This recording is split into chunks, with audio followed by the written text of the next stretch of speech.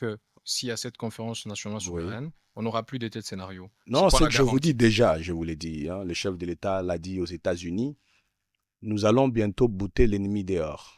Le secrétaire d'État américain, Dire, c'est une bonne chose, il faut faire. je suis C'est en pas train, aujourd'hui que vous le je suis dites, en hein. train de continuer, le secrétaire d'État américain Marco Rubio nous a donné une échéance mi-juillet pour le retrait On a reçu quelqu'un définitif.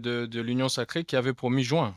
Non, je vous parle du secrétaire d'État américain. Non, mais nous, on ne Ce dépend pas sont du des secrétaire engagements. d'État américain, s'il vous plaît. Oui, On est au Congo, c'est pas un secrétaire oui. d'État sur qui Non, on va reposer les la solutions donne qui sont les nôtres. sécuritaire, la question de la sécurité à l'Est ne relève euh, plus seulement du Congo parce que nous l'avons amené au niveau international. Il y a les Elle États-Unis relève et plus du d'autres. Congo. Qu'est-ce que vous dites, Non, plus président seulement. Gislain?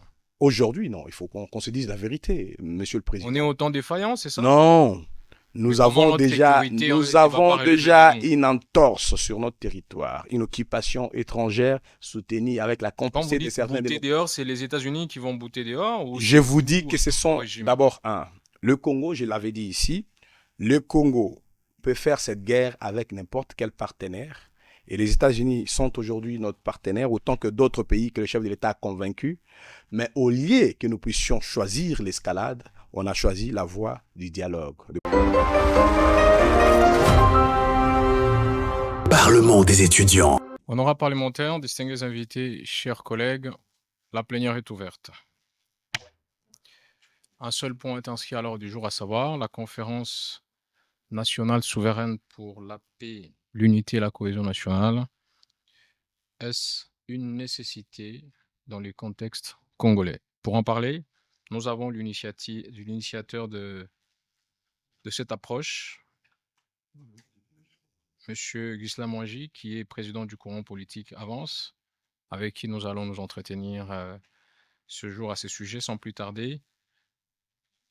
Président Ghislain, vous avez la parole pour votre allocution. Parlement des étudiants. Bonjour. Bonjour, vous êtes en direct du Parlement des étudiants, on vous écoute. Déjà, je tiens à vous remercier, vous adresser mes félicitations, car dans un contexte où beaucoup de jeunes sont aujourd'hui plus attirés par le spectacle que par la réflexion, vous avez réussi à créer un cadre sérieux, un espace qui nous rappelle que la jeunesse peut encore penser, contribuer et porter une espérance collective. Je suis en train de réfléchir sur comment faire parvenir ma contribution, ma modeste contribution d'ailleurs. Je suis aux États-Unis et je ne sais pas comment faire pour vous le faire parvenir. Vous avez un compte ou vous avez un moyen de transfert? Le moyen le plus sûr pour nous parvenir de l'argent, vous pouvez télécharger l'application Soundwave et à partir de l'application, vous pouvez nous envoyer directement l'argent sur M-Pesa, sur Telmani ou sur des points de retrait express. C'est une application simple. Téléchargez-la, vous allez voir que les modalités sont simples et très rapidement, vous allez nous parvenir votre contribution. Merci beaucoup, Président. Parlement des étudiants. Merci, honorable président, pour la parole. Honorable membre du bureau, honorable membre du Parlement des étudiants, mesdames et messieurs, mes très chers compatriotes. Il est des moments dans l'histoire d'une nation où le silence devient une trahison, où l'indifférence devient une complicité et où l'intérêt partisan doit céder devant l'intérêt supérieur de la nation. Notre pays, la République démocratique du Congo, se trouve précisément à l'un de ces carrefours décisifs de son histoire. À l'est de notre territoire national, une guerre injuste nous est imposée. Des portions entières du nord Kivu et du sud Kivu demeurent sous l'humiliation du contrôle armé exercé par la rébellion de la FCM 23, avec les soutiens avérés du Rwanda, bien sûr. Et pendant ce temps, à Kinshasa, la classe politique s'enferme dans une confrontation radicale autour des réformes juridiques et institutionnelles, transformant les débats démocratiques en champ de bataille permanent. Je le dis avec gravité. Lorsqu'une maison brûle, ceux qui s'occupent à se disputer l'emplacement des meubles oublient l'essentiel, sauver l'édifice. Aujourd'hui, majorité et opposition semblent engagés dans une logique de collision. Chacun revendique la légitimité. Chacun défend sa vérité Chacun prétend parler au nom du peuple, même celui qui n'en a pas reçu mandat. Mais l'histoire nous enseigne une vérité plus grande et plus évidente. Aucune nation ne triomphe lorsque ses élites choisissent l'affrontement intérieur pendant que l'ennemi progresse à ses frontières. En 1940, alors que la France vacillait, au 18 juin, le général Charles de Gaulle lança cet appel devenu immortel, celui du refus, de l'abandon et du sursaut national. Il appela les Français, non pas à la division, mais à la mobilisation de toutes les forces vives de la nation. En 1991, face à la menace d'une fatalité politique de la Deuxième République au Zaïre, au 7 août, le maréchal Mobutu Sese Seko convoqua la conférence nationale souveraine afin d'inaugurer la Troisième République. En 2013, alors que notre pays faisait face, comme aujourd'hui, à la rébellion du M23 et aux tentations politiques du lendemain des élections de 2011, au 7 septembre de la même année, Joseph Kabila ouvra le Concertation nationale pour une ouverture politique significative.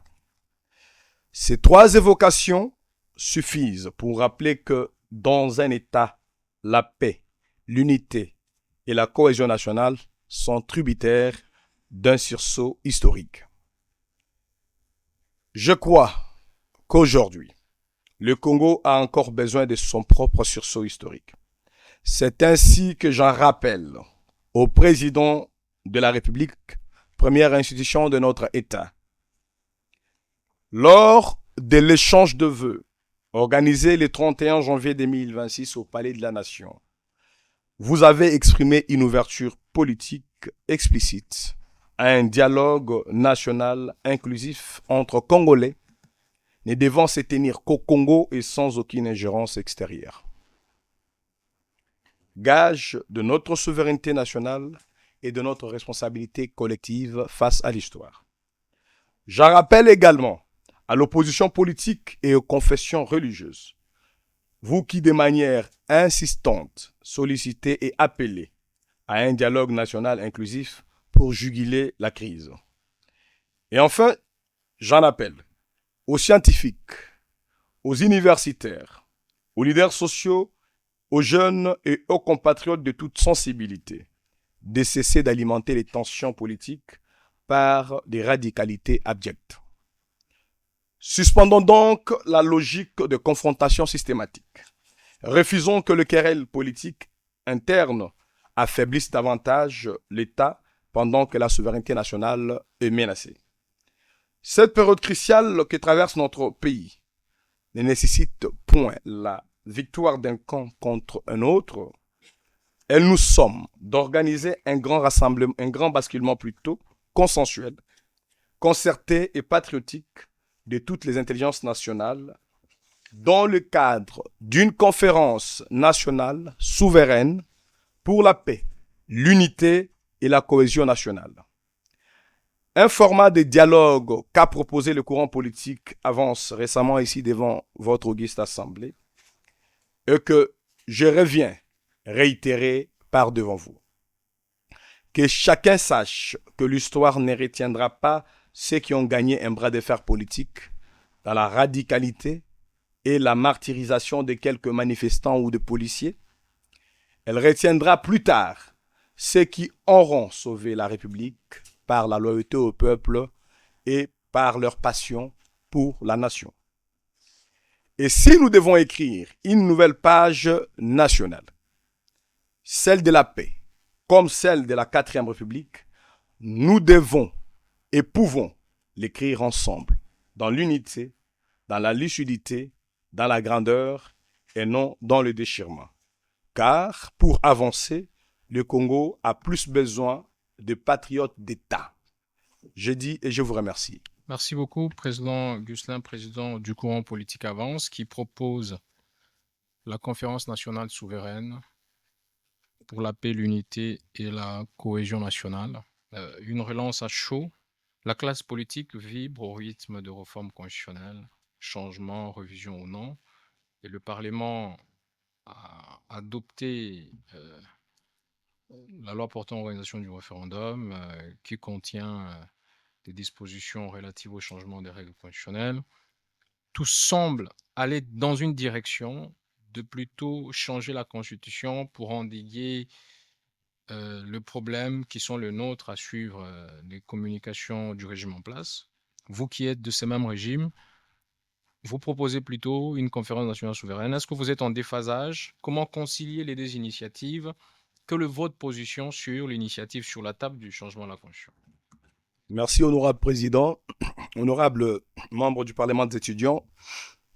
Je vous avais accordé la primaire de cette proposition sans craindre d'être perçu comme celui qui entrerait en déphasage avec tout un groupe de ceux qui ont pensé aux réformes, mais plutôt comme celui qui pense qu'autant les réformes sont existentielles pour notre État, autant la gestion des tensions politiques est aussi importante. D'où cette proposition. J'ai évoqué par l'histoire, partant de l'exemple français, jusqu'aux exemples zaïrois, congolais, démontrer que oui, il y a toujours eu un sursaut historique. Aujourd'hui, les débats sur la loi validée déjà dans les 2 étapes parlementaires ne peut pas diviser. Mais cependant, parce qu'il y a des sensibilités partisanes, comme je l'ai dit, et parce que l'on pense que ceux qui ont aujourd'hui le pouvoir, prenons le chef de l'État, ceux qui sont au Parlement sont des éternels, non. S'il faut regarder l'âge, le chef de l'État, dans 10 ans, même lui-même, comme il a toujours dit que le pouvoir est épuisant, ne pourrait pas demeurer président de la République. Autant que ceux qui sont dans d'autres fonctions. Les lois que nous avons, notre État dépasse les ambitions et le temps que nous avons en termes d'âge. Et je crois que les exposés des motifs de toutes les réformes juridiques, des propositions de loi explicitent pourquoi et comment. Et avec le temps, on finit par réaliser que ça a été bien fondé. Aujourd'hui, on défend la Constitution de 2006, mais on doit aussi reconnaître qu'on avait diabolisé le régime Kabila, tout comme le régime des transitions. On penserait qu'il serait éternel. Joseph Kabila est parti, bien qu'il soit encore jeune. Moi, je pense qu'on peut réformer, mais qu'en même temps, il faut anticiper, comme je l'ai dit, on ne va pas subir la fatalité des échéances qui arrivent. Notre pays va vers des échéances les plus inévitables. La non-tenue des élections en 2028, faute de moyens et faute de conditions pour y parvenir. Notre pays a aujourd'hui une majorité de parlementaires et d'acteurs politiques et même des citoyens congolais qui sont favorables à un changement de la Constitution. Et je crois que c'est un débat national. Est-ce qu'il faudrait que le courant politique avance avec notre réflexion, que nous puissions nous limiter seulement à encourager cette majorité qui est visible et indiscutable, et qu'on l'encourage à écraser suffisamment cette opposition qui est minoritaire et qui démontre ses limites à chaque appel à manifester. Je crois que nous avons choisi la voie de la raison, celle qui envisage la table, le dialogue, et nous sommes partis là depuis l'ouverture présentée par le chef de l'État. Lors de l'échange de vœux, il avait bien dit qu'il est favorable au dialogue, il l'a toujours dit. Et je crois que même ceux qui aujourd'hui sont en train de vouloir martyriser nos concitoyens ne le font que parce qu'ils veulent un jour se retrouver en face des représentants du pouvoir, discuter. Lorsqu'on va nommer un opposant par ordonnance du président Tshisekedi qu'ils insultent aujourd'hui, il va oublier qu'il avait martyrisé un jeune d'Engaba qui n'aura rien à gagner lorsque lui sera ministre. Les petites lésions ou le jeu de sang qu'on jette sur les chemises, les champs de bêtes qu'on jette sur des chemises, ça va finir, ils seront en costard et ils seront intouchables. Alors moi, je crois que le chef de l'État, il connaît ce que recherchent ces politiciens. Quand il dit qu'ils sont affamés, moi, je crois que ce n'est pas pour les insulter, mais c'est pour dire que ce sont des gens en position ou à la recherche de leurs intérêts personnels. C'est des gens qui veulent à tout prix qu'il y ait peut-être bien décent la politique de la terre brûlée pour parvenir aux affaires. Mais s'il faut, alors, au lieu de participer à un débat de confrontation parce que j'appartiens au camp au pouvoir, je pense qu'en étant au camp au pouvoir, je préfère proposer la voie de solution et le plus tôt possible. Parfait, vous évoquez deux choses. Je vais prendre le cas de la non-tenue inévitable des élections en 2028. Vous contredisez les chefs qui a dit qu'il n'y aura pas d'élection, pas parce qu'il manque de moyens, mais selon lui, si les territoires continuent à être occupés, il n'y aura pas d'élection. Est-ce que c'est une raison constitutionnelle, ça? Je vous l'ai dit, ce n'est pas une contradiction avec le chef de l'État. J'ai évoqué deux exemples, des cas de figure, notamment le manque de moyens. Ça, c'est évident, il n'y aura pas de moyens. On a déjà beaucoup Le investi chef dans a la dit qu'il guerre. y aura le moyen, c'est ça la Bon, contradiction. nous sommes un État. À mon niveau, en tant qu'analyste politique, je me dis que si aujourd'hui on a quelques soucis pour faire fonctionner l'État, certainement, il y aura vraiment de soucis pour mobiliser 1 milliard de dollars pour des élections. Et s'il faudrait s'accorder, nous avons encore un problème de route. Vous avez vu ce qu'on a connu en 2023.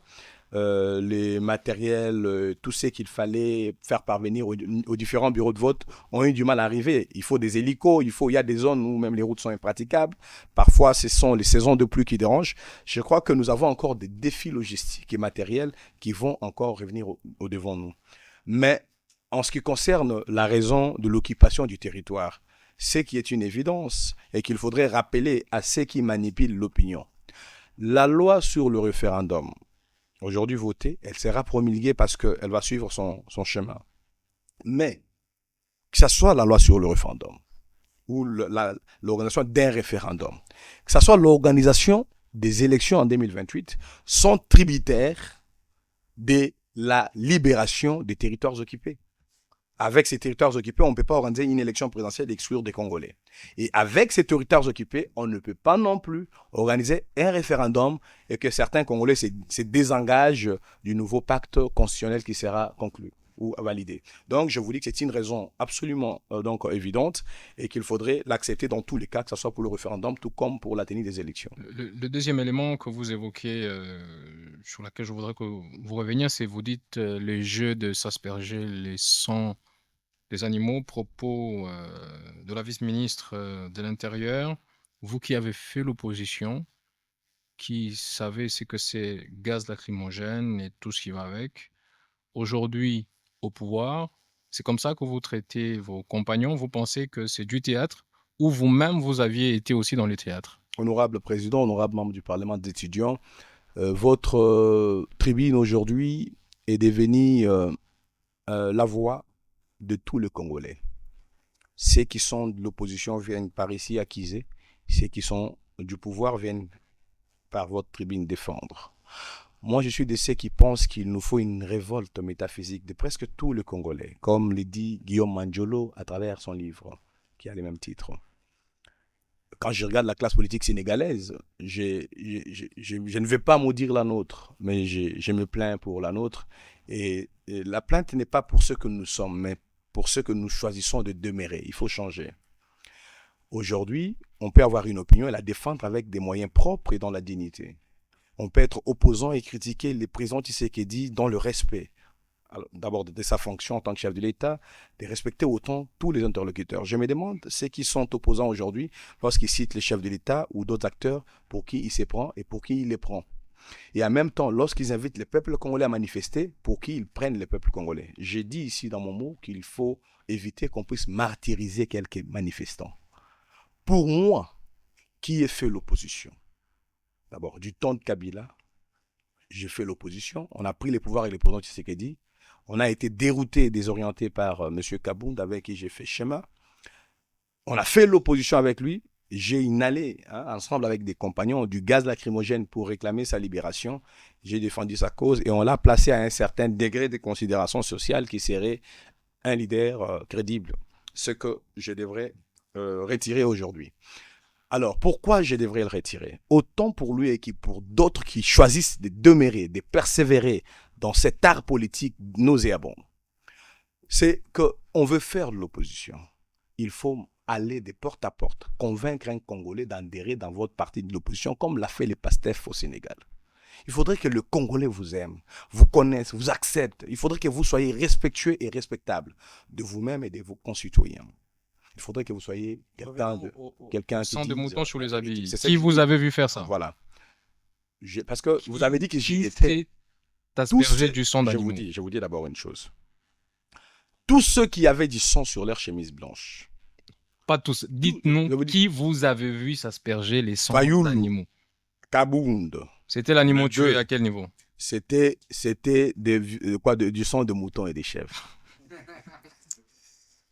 Est-ce que, Je est-ce que- vais, s'il- je s'il vous vais, plaît, je vais vous, laissez-moi S'il vous vous plaît. confier quelques vérités. vous avez vu, on a tué ces chèvres Le là, véhicule, comment ils se sont je vous l'ai aspergés? dit, non, je vous l'ai dit, mais Allez-y. Peut-être que vous le connaissez véhicule vendeur que du vous chèvre. avez vu incendié devant les sièges de l'ECD, toutes ces carcasses ont été traînées 3-4 jours avant la date prévue Non, nous parlons à d'abord de dessein. la chèvre C'est que je vous dis. de monsieur Il Fayoulou faudrait et de que monsieur la Kaboul. police cesse de venir faire le constat après. Dorénavant, avant chaque manifestation annoncée par l'opposition, il faudrait enquêter. Vous allez remarquer Vous allez trop loin. qu'ils achètent des chats, des chiens.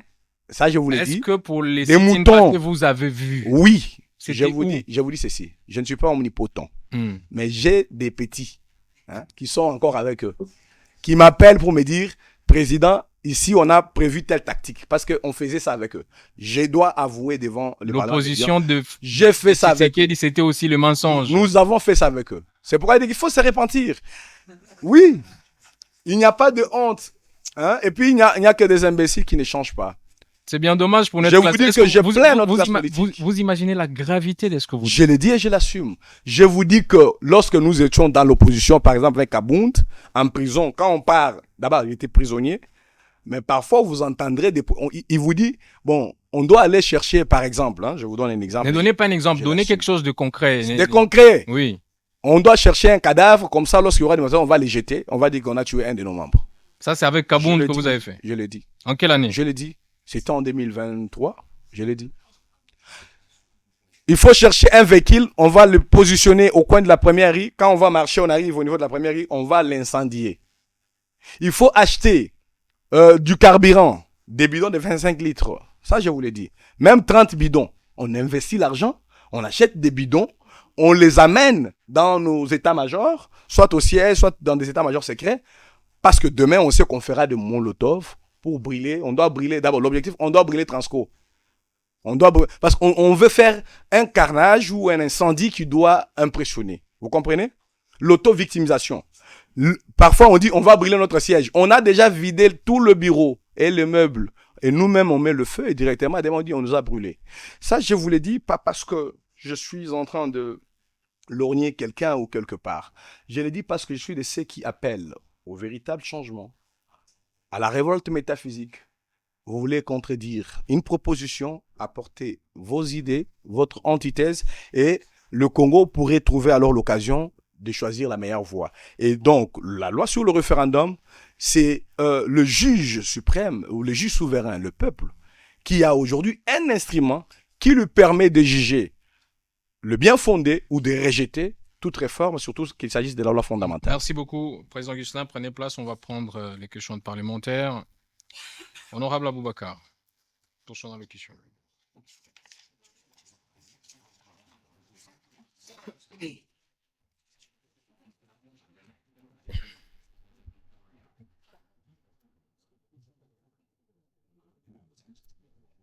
Un dialogue sans objectif clair n'est qu'une réunion de plus. Un dialogue sans sincérité n'est qu'une crise reportée. Honorable Président, chers membres du bureau, honorables parlementaires, dialogue, oui, mais avec qui et pour quelle finalité? Telles sont les questions profondes qui demandent éclaircissement. Je dis honorable président. Merci beaucoup, honorable Aboubakar. Monsieur le Président, pour rencontrer la préoccupation. Dialogue sous format de conférence souveraine, oui. Avec qui? Merci beaucoup, honorable Aboubakar. J'aimerais bien m'expliquer là-dessus. J'ai dit que notre courant politique a choisi une approche qui rejette la confrontation.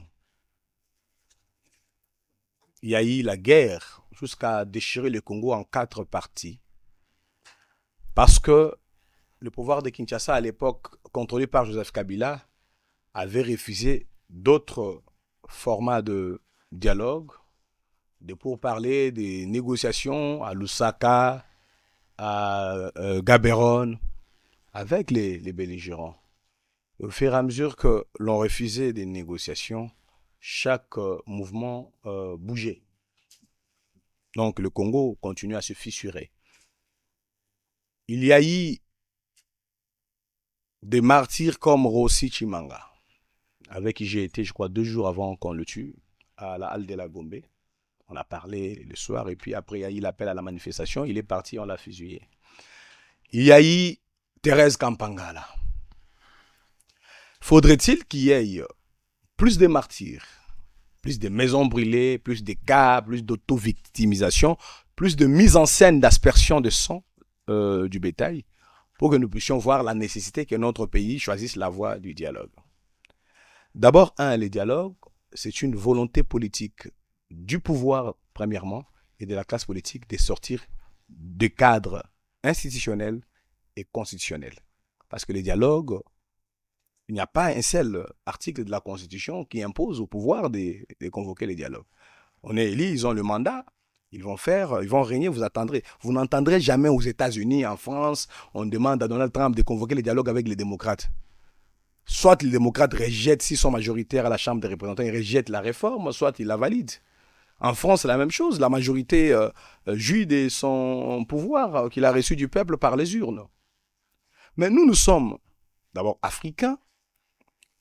La culture de l'arbre à palabre et la culture même politique que nous avons déjà eue dans notre pays est que nous pouvons nous éviter beaucoup de dégâts. Notre pays est en retard par rapport à d'autres États. Et nous ne pouvons pas nous déchirer. J'ai aimé, c'est une phrase qui a été dite par le président du Sénégal, Diomaye Faye, et son ancien mentor et aujourd'hui son opposant, Ousmane Sonko, l'a aussi dit lors de son interview sur France 24. Il faut éviter les déchirements. Les dialogues que je propose, pourquoi? Pour éviter les déchirements. Les dialogues avec qui? Avec tous les acteurs politiques, avec la société civile, avec ces confessions religieuses qui ont aussi choisi de devenir des états-majors politiques. Les CC5O, les CC5O n'existent plus. Il faut qu'on s'entende.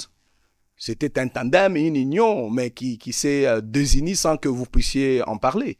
Les CC5O n'existent plus. Pourquoi? Parce que les CC, après avoir entendu les différents camps, a jugé bon et a même dit que les réformes ne sont pas mauvaises, qu'elles sont bonnes, elles sont démocratiques, elles sont envisageables.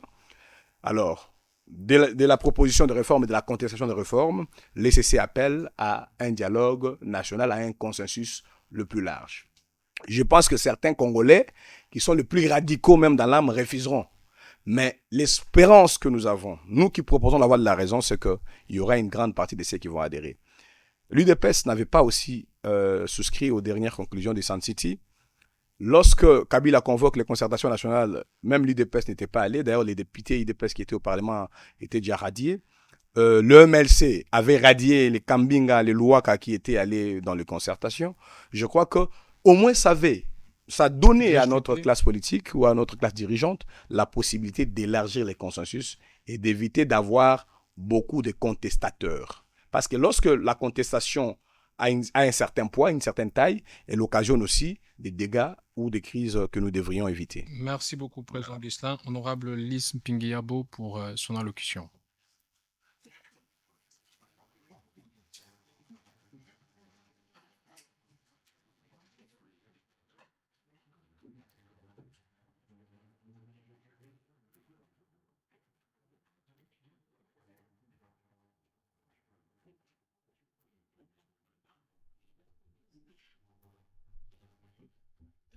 Honorable Président, honorables membres du bureau, chers collègues parlementaires, l'invité évoque les différents dialogues qu'a connus notre pays, notamment ceux de 91 et de 2013, en passant par celui de 2011.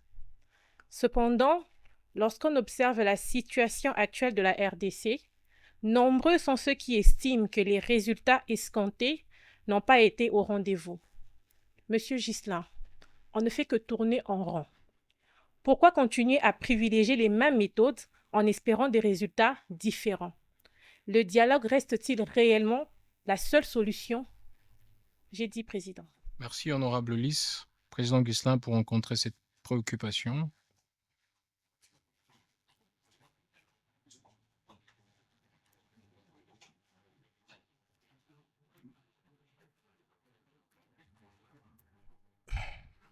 Merci beaucoup. Un jour, je parlais avec un membre de l'ECD,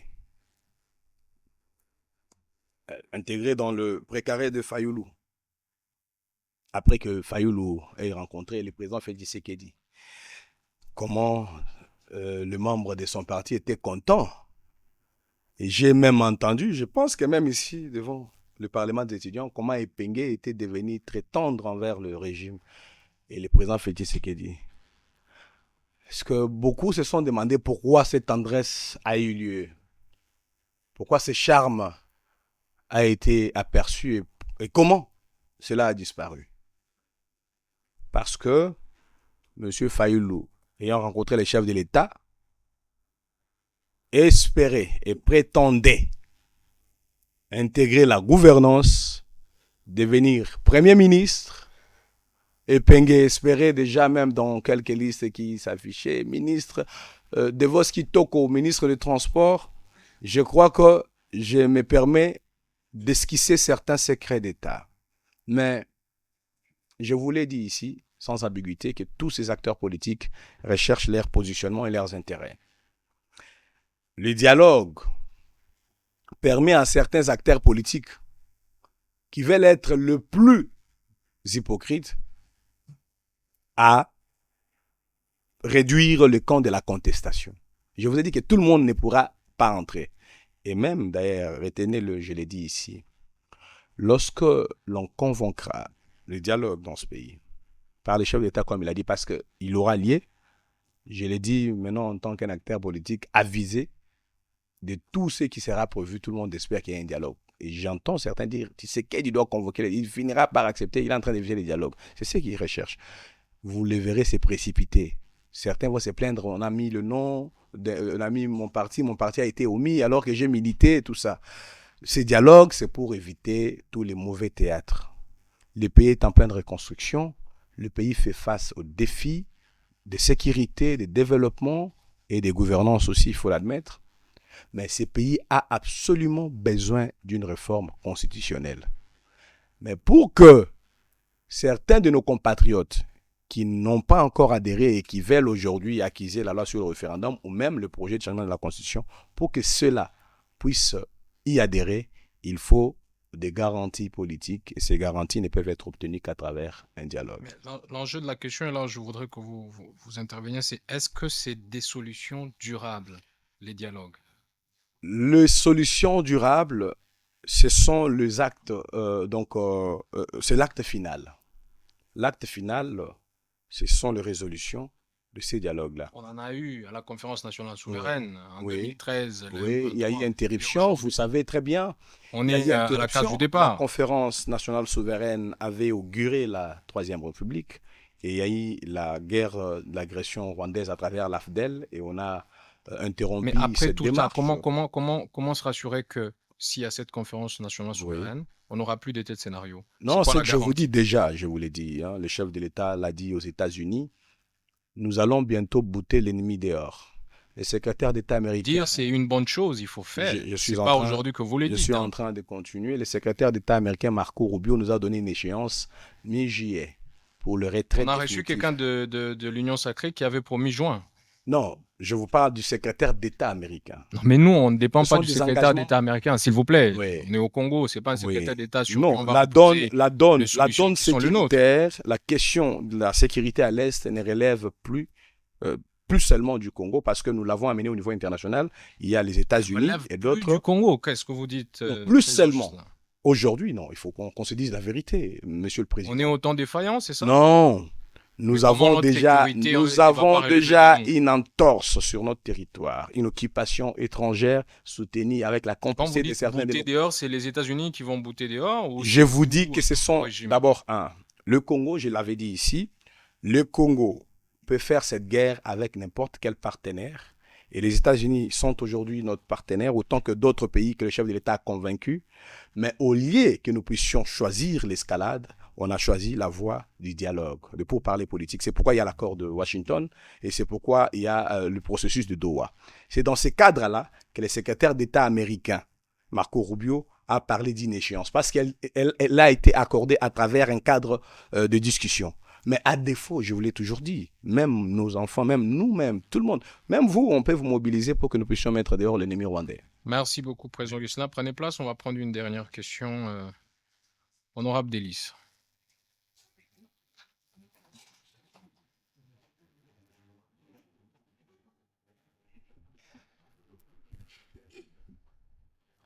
Honorable Président, honorable membre du bureau, distingués collègues parlementaires. Monsieur Ghislain, hier, vous étiez à côté de Jean-Marc Abound et aujourd'hui, vous êtes proche du pouvoir. Qu'est-ce qui a fondamentalement changé dans votre vision politique pour justifier votre rapprochement avec les pouvoirs que vous avez autant critiqués? J'ai dit honorable Président. Merci, honorable Délice. Président Ghislain, pour rencontrer cette question, on va chuter.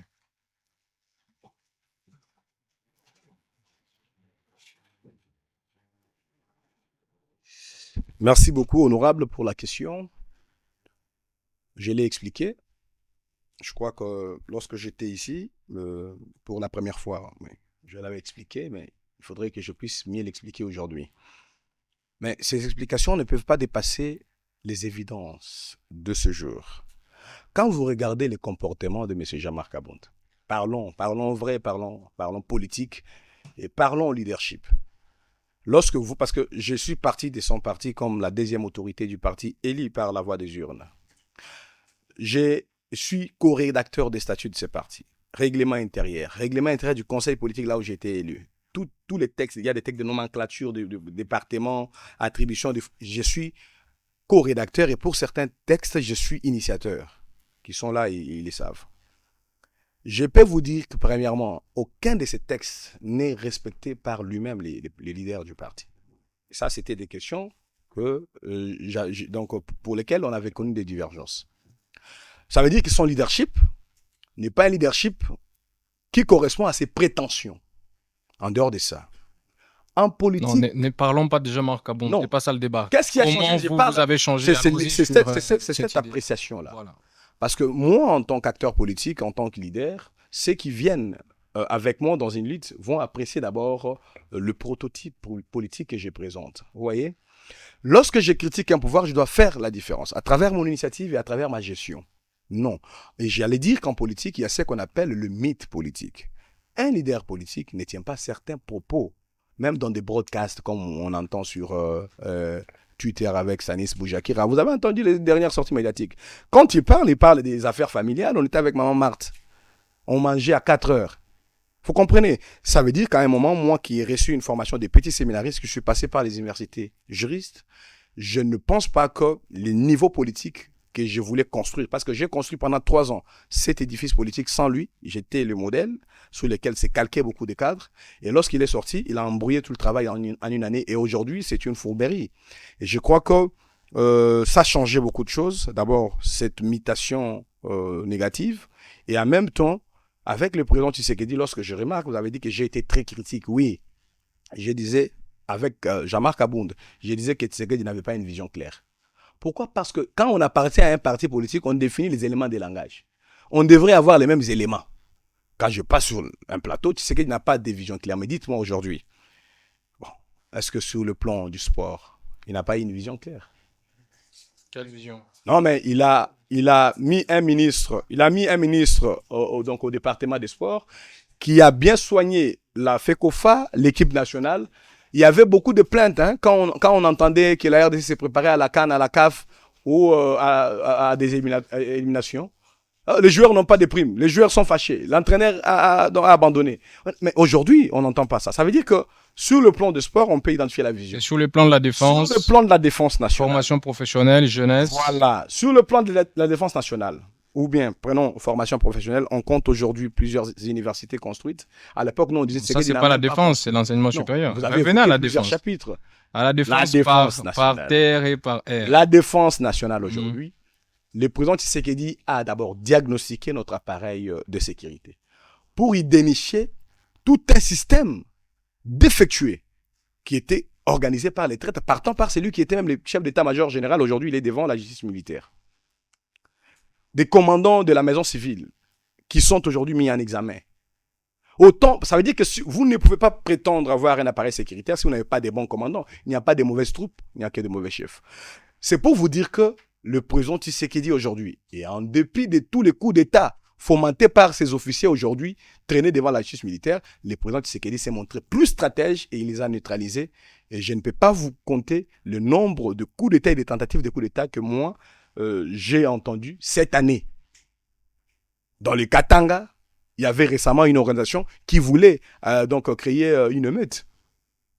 Et il y a eu interpellation. Donc, si vous voulez parler de la défense nationale, vous devriez primer le président Tshisekedi parce qu'il a su déjouer toutes les cartes stratégiques militaires de l'ennemi. Et nous avons choisi.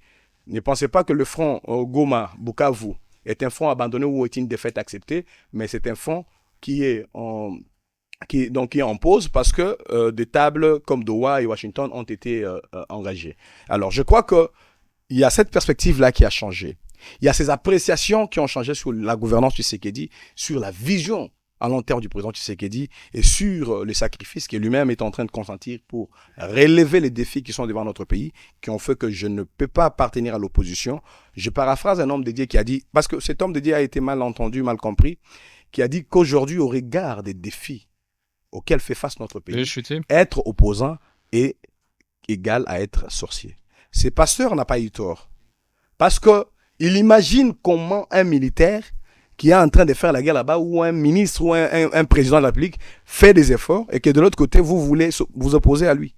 Vous voulez le déconcentrer. Ça veut dire qu'aujourd'hui, il y a l'équipe nationale qui joue là-bas, vous êtes en train de déranger, il s'appelle comment notre attaquant qui rate beaucoup de buts, Bakambu, vous voulez l'insulter parce qu'il a raté un but, mais le jour qu'il va marquer les buts. Ou comment on est arrivé dans le mondial. Ça veut dire que tous ceux qui sont aujourd'hui aux commandes méritent les soutiens et non la contestation et l'opposition. Il faut que l'opposition reste dans cette dynamique-là. Merci beaucoup, Président Gusselin. Prenez place, nous sommes arrivés à la fin. Merci de nous avoir entretenus sur ces sujets. Vous mettez sur la table de la République le format d'un dialogue Conférence nationale souveraine pour la paix, l'unité et la cohésion nationale. Vous invitez tout le monde à la retenue. Vous refusez les déchirements, la collusion. Vous voulez que le fils du Congo se trouve autour d'une table pour se parler en toute responsabilité afin de juguler la crise qui est la nôtre. Merci d'avoir répondu à notre invitation. Plus rien n'étant à l'ordre du jour, la plénière est levée. Parlement des étudiants. Bonjour. Bonjour, vous êtes en direct du Parlement des étudiants, on vous écoute. Déjà, je tiens à vous remercier, vous adresser mes félicitations, car dans un contexte où beaucoup de jeunes sont aujourd'hui plus attirés par les spectacles que par la réflexion, vous avez réussi à créer un cadre sérieux, un espace qui nous rappelle que la jeunesse peut encore penser, contribuer et porter une espérance collective. Je suis en train de réfléchir sur comment faire parvenir ma contribution, ma modeste contribution d'ailleurs. Je suis aux États-Unis et je ne sais pas comment faire pour vous le faire parvenir. Vous avez un compte ou vous avez un moyen de transfert?